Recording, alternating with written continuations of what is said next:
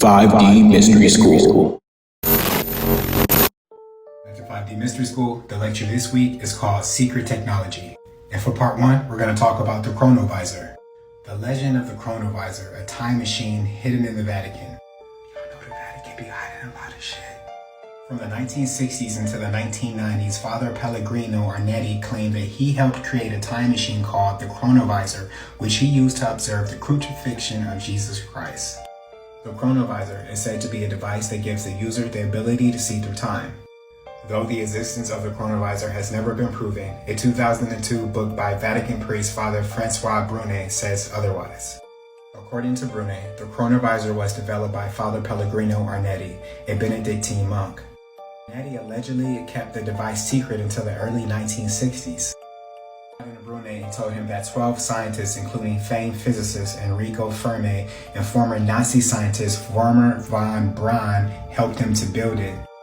This is Father Pellegrino Arnetti right here. As you can see here, it appeared in the papers in Italy. Let's read a little bit more.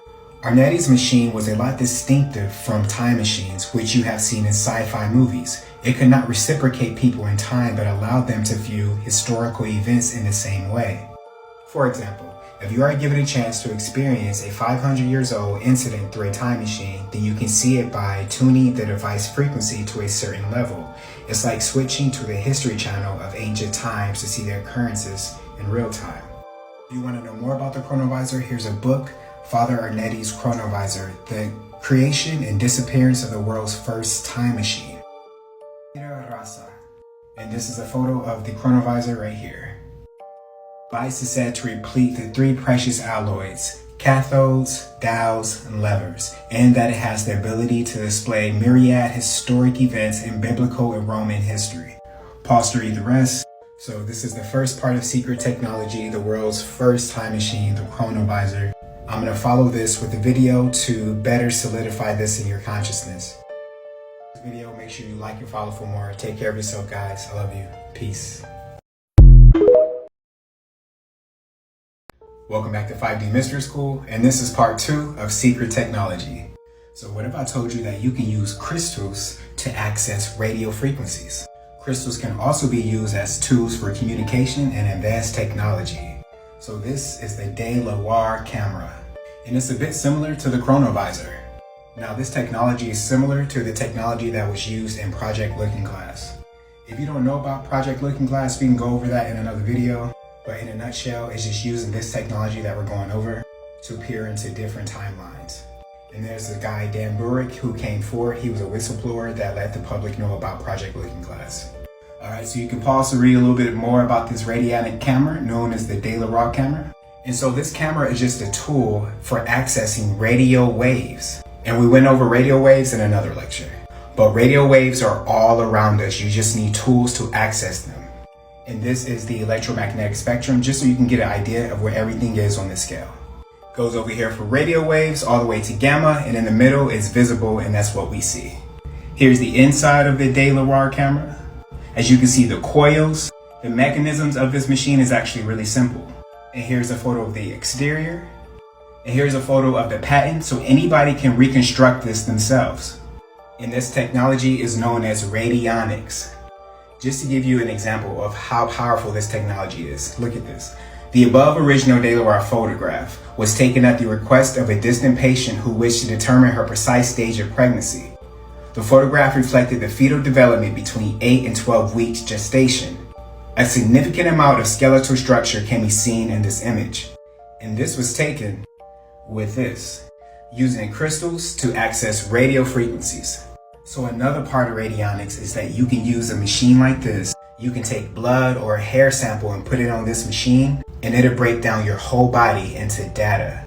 Because remember, matter viewed on a micro scale is just little balls of vibrating energy, little balls of light. It's also been said that one photograph from this De La War camera can show your past and your future. And I'll follow this video with an explanation video so that you can better understand it. So again, you can build this using everything that's found at a store like Radio Shack, if that's still around. So this blueprint showing you how to build it is available for everybody. It pretty much just uses materials like copper and magnets as a medium for accessing radio frequencies. So if you didn't know, now you know. Again, this is Secret Technology Part 2, the Delavar camera. If you like this video, make sure you like and follow for more. Thank you guys for watching. I love you. Peace. Okay, picking back up on, so Delaware's device, 1950, he had picked up the other lady's work. Yeah, Delaware learned from Roosterhound. Radionics became banned in this country. Delaware, working in England, wasn't interfered with by the psychopaths or the government. So he had an open field. It grew into a large field of research in England, which it still is.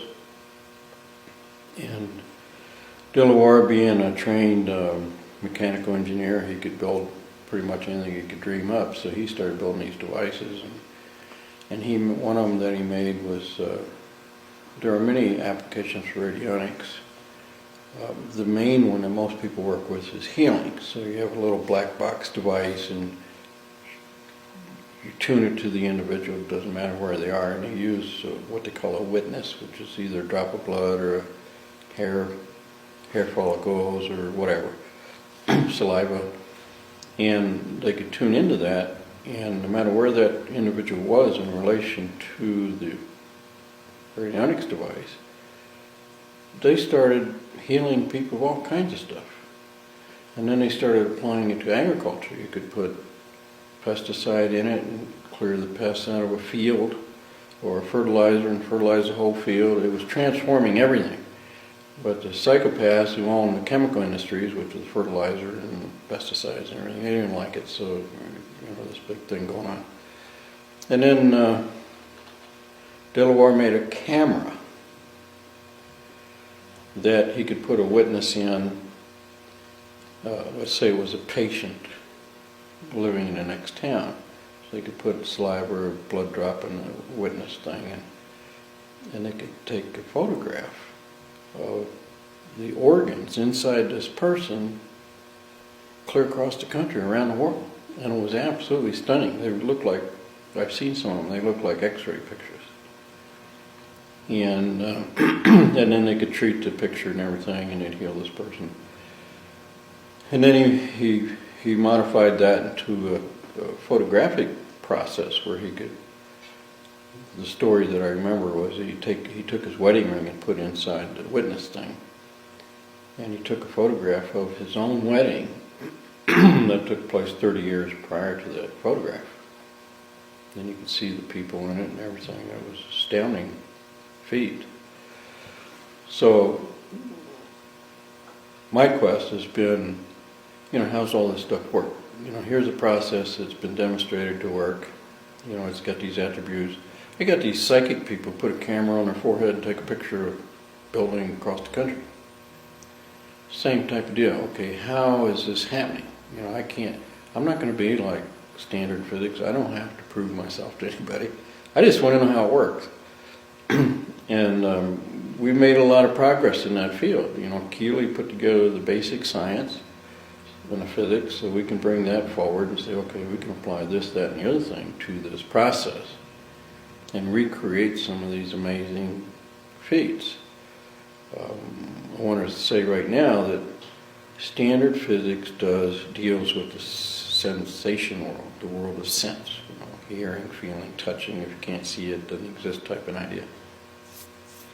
Whereas these guys, Lewis and Keeley and especially Tesla, they said, well, that's the world of effect. These are just effects. What causes these things? That's what I'm after. What is the cause of this photograph that George Delaware was making? So we got to deal in cause and not effect. Well, all of science and engineering today is based on effect. So we need to go beyond that. Well, Tesla, or I don't know who came up with the word, but the word is scalar, which pertains to that realm of forces and energies that come into play in creating some of the effects that we live in. The old metaphysical people used to call it causative forces.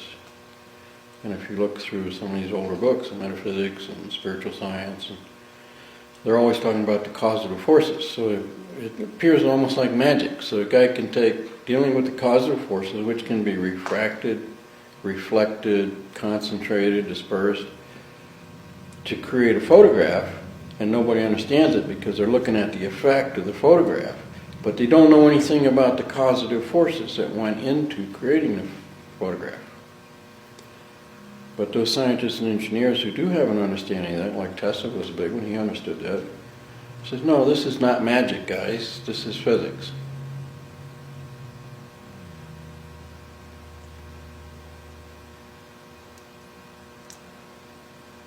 And there it is. I mean, what's been lacking is an intelligent paradigm that ties this unseen world to the seen world. So we're talking about this device to pick up unseen, unhearable mind frequencies and reduce them down in frequency to where we can see it. I mean, there's nothing magical about it. There's nothing BS about it. You can't hear radio waves, right? And yet we're immersed in them. Take out your telephone, your pocket phone, there it is. That phone is transducing unhearable, unseeable, undetectable vibrations to an audible range. That's all we want to do. We just want to go to a higher frequency range. Bump it up. Push the envelope a little bit.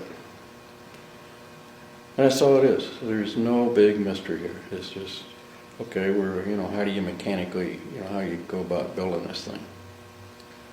And that's where we're at. It's great. And we're running out of battery, so why don't we stop down on the recording and just hang out and talk more about what you think, what direction we could go in.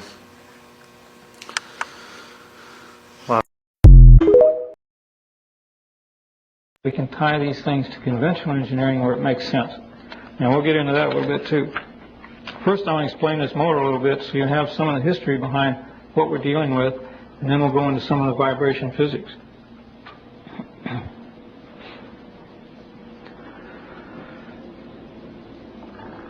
This little... Is that all right? Okay. This motor was given to one of Keely's lawyers in the late 1800s. We assume it was given to him and was part payment or whatever. We don't know exactly. Mr. Housen.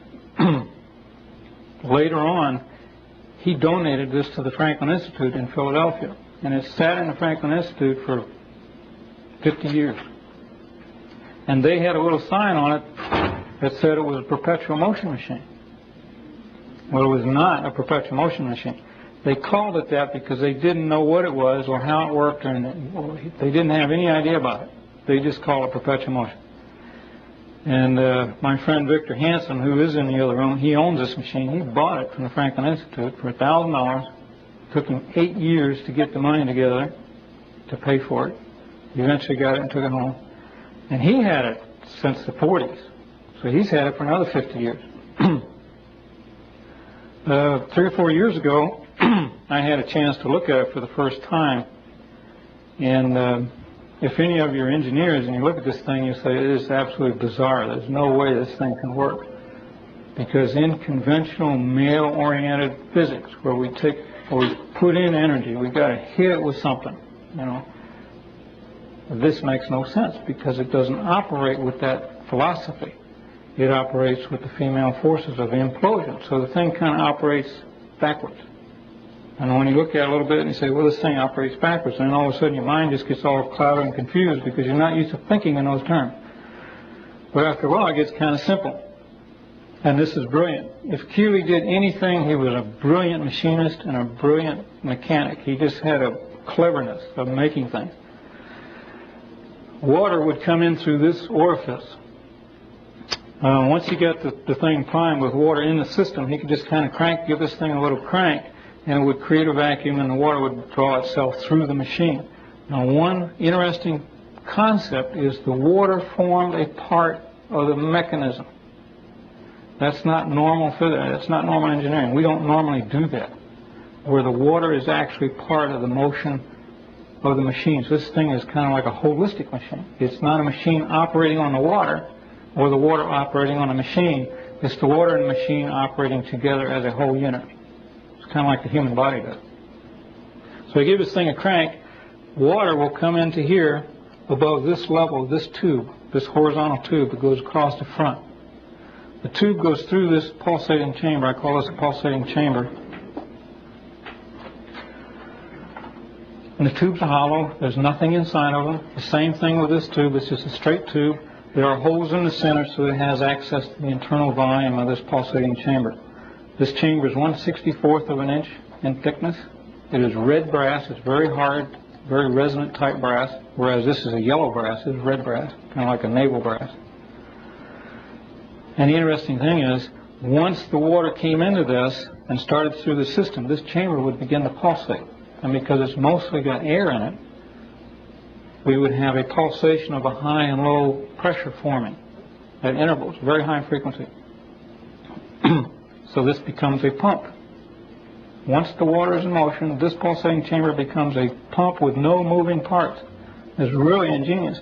Just a year ago, I ran across a NASA paper where these guys, some engineer didn't even have his name on the paper, had designed a waveguide using a transducer, and he had developed a pump using a transducer there again with no moving parts. So here was a validation from NASA that this concept works. And I thought that was really good that we ran into that paper. In these two mechanisms, one on each side, these are check valves. The water would come across horizontally and start up through this check valve, and all it is a round ball sitting on a round hole. So water could come this way, but it can't go back down. Then the water would come through these pipes around here, there's two on each side, into these pistons. Now, there's two kinds of pistons. This is kind of an enigma why there's two distinct designs on these pistons. They are not the same. In this left side, your right side, we have what we consider a standard piston arrangement. Underneath, we have a bar that goes underneath that pushes a piston up into this larger chamber. The water would come into the top of that cylinder, on top of that piston. And in the end, there's a valve that goes straight through here. It's a rotary valve, so it just rotates. In this case, it just rocks back and forth. So the water could come through that cylinder. When the valve got in the right place, the water would shoot through into this cylinder, pushing this crankshaft and causing it to rotate. It's real simple. However, the things that go on while it's doing all that is really neat. The pulsations would drive the water past the check valves into this cylinder down here, pushing this rod down, which lifted this weight on the far side here. So it would lift this weight on the far side, thereby putting pressure on this water in this cylinder. So here we've got water under tremendous pressure because the injections of the pulsating waves pounding that water.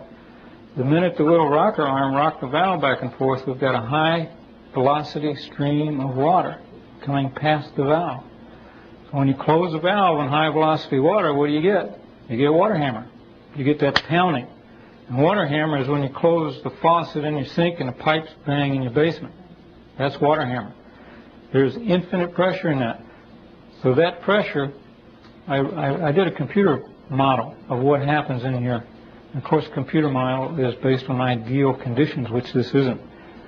But I was surprised that it showed within 8 cycles of this valve opening and closing, the pressure goes to infinity. Now that's an ideal situation, which this isn't.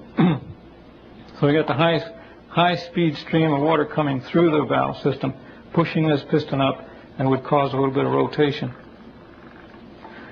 And on the other side, there's two types of water hammer, by the way. There's upstream and downstream. Water coming into a valve, you shut the valve, that water has a momentum that keeps going against the valve.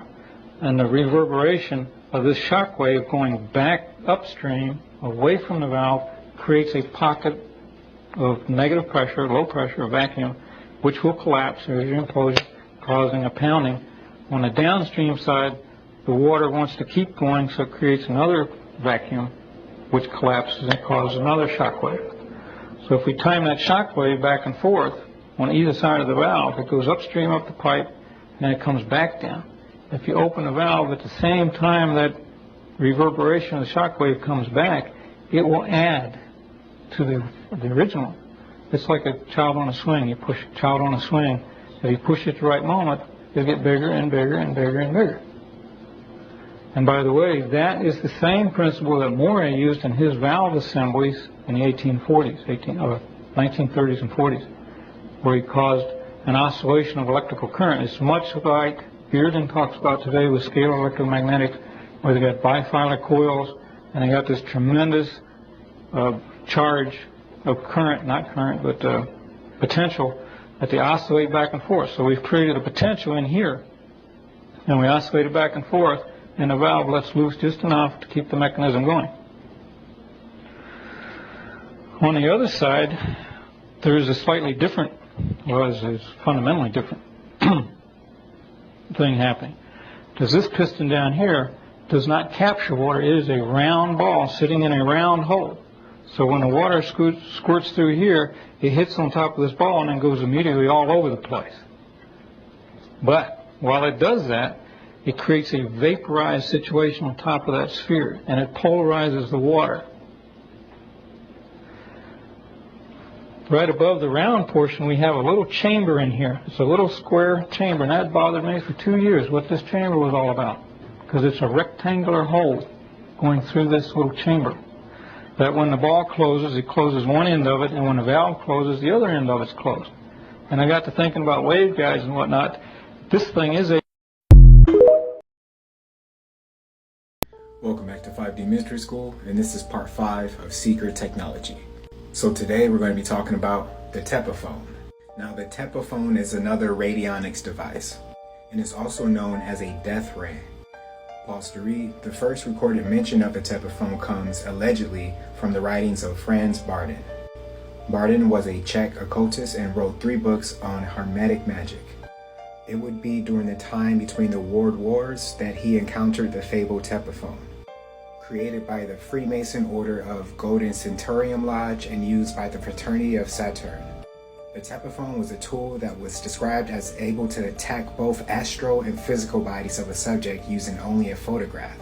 So here is saying that Bardon became a target of the device because he denied the membership of the Freemason Order of Golden Centurion Lodge. The book describes Bardon's photo being secured on the witness plate of the tepaphone and a light source being ignited. At the same time, the other members of the lodge formed a circle around the device and started to condense the element of fire to the physical plane. So it's using this device as a tool to tap into radio waves.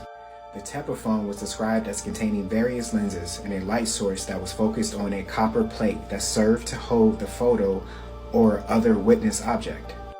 The light was produced by a lamp that used a fuel of high-proof alcohol.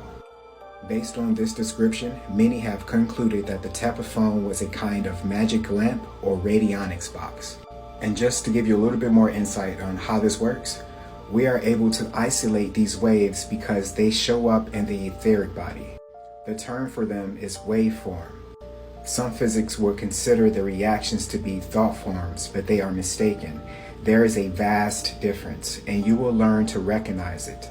A thought form is a clump of energy, as you will recall, which tends to stay put for a length of time in proportions to the amount of energy put into it. A waveform, on the other hand, is a transitory phenomenon which spreads throughout the etheric body like the ripples which form in a pond after you toss in a rock. Hence the name waveforms. And these radionics tools tap into your etheric body. Your physical body you can see here on the physical plane, but your etheric body is in another realm like the astral realm. Just for a description, where you see A, that represents thought forms, and when you see B, that represents waveforms.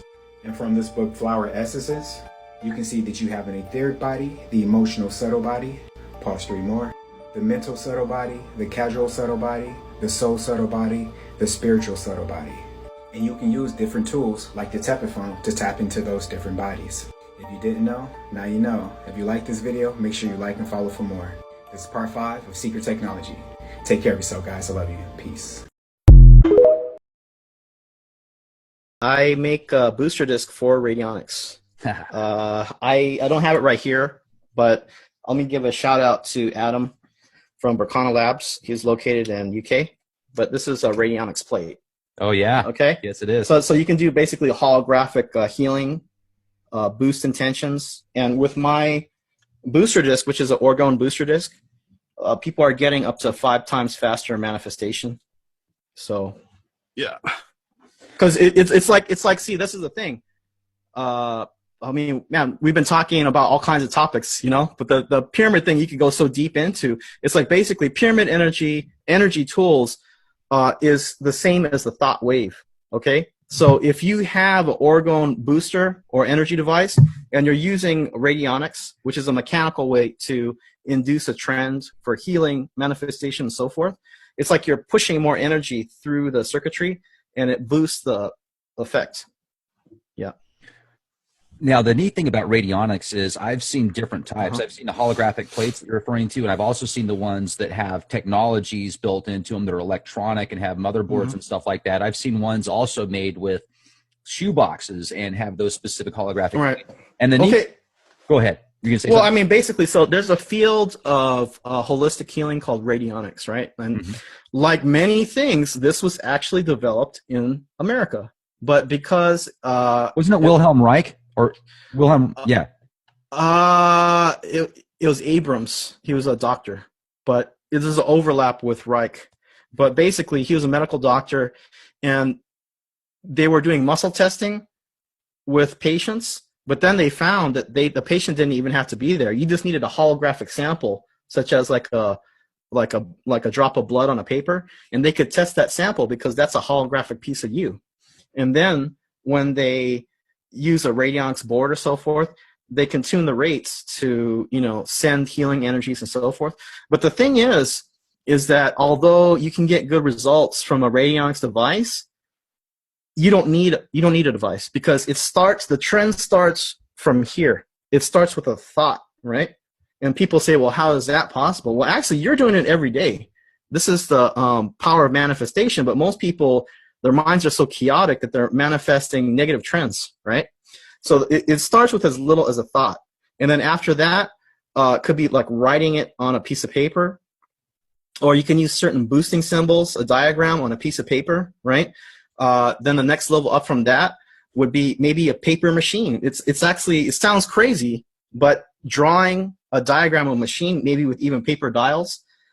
Some of the Indian Vedic system, they have a copper tracing plate with sacred geometry, right? And then the top level would be actually having a board with some scalar coils in there and running a current through here, right? So it actually, you know, people ask me, well, how quickly or why should I buy your booster disc, right?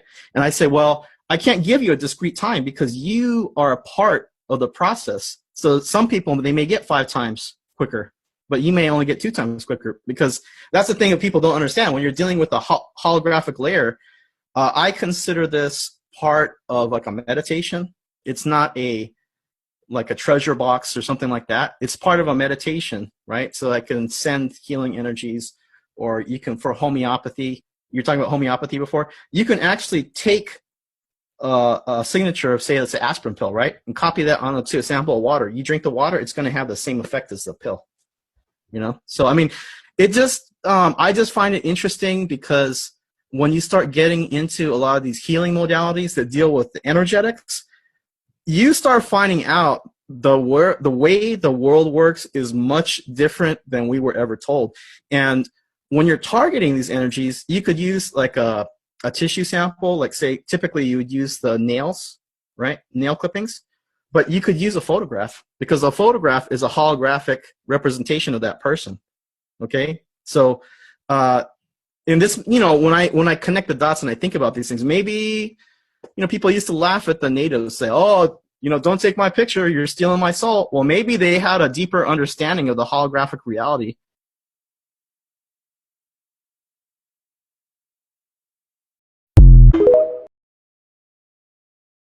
Hey guys, welcome back to 5D Mystery School. Let's get into it.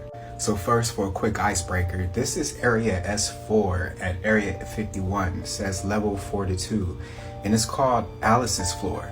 And you can see they have a rabbit in the bottom left-hand corner. Really makes you think twice about where the term going down the rabbit hole originated from. Alright, so you heard of Nikola Tesla, but have you ever heard of John Warren Keeley? Pause to read. John Ernst Warren Keeley was he wasn't fraudulent, American inventor from Philadelphia who claimed to have discovered a new mode of power which was originally described as vaporic or etheric force. And we'll stop there, you can read the rest. Here's a little bit more about his background, pause to read. In 1873, he announced that he discovered a new physical force, one that, if harnessed, would produce unheard of power. He claimed, for example, to be able to produce from a quart of water enough fuel to move a 30-car train from Philadelphia to New York City. He began construction of an engine to perform this feat, and by 1874 was able to give preliminary demonstrations of his machine. He made a great show of guarding the secret of the motor he was developing to obtain power from intermolecular vibrations of ether, and scientists and engineers scoffed at his unverified claims. Here's a Keeley compound disintegrator, and Keeley used radionics for his inventions, except for one of his motors, and we'll get to that. You can pause to read a quote from him. Here's a blueprint for one of his motors. This is him cooking up in the lab, flexing on him. Here's the Keeley Motor Company seal. Here's a book by Dale Pond, John Warren Keeley's 40 Laws of Sympathetic Vibratory Physics. This looks like something from Star Wars, but this is utilizing radionics. And here's a machine that fuses with water and becomes one, and it works together as a machine. And that'll be explained later in a video that I post preceding this video. So yes, John Warren Keeley was an American inventor, and he created many machines using radionics and also a water-powered engine. And they wanted to discredit him because they couldn't attain the secrets of how he was able to develop this machine. So this is part 7 of Secret Technology, John Warren Keeley. If you didn't know, now you know. If you like this video, make sure you like and follow for more. Thanks for watching. Take care of yourself, guys. Peace. 5D Mystery School.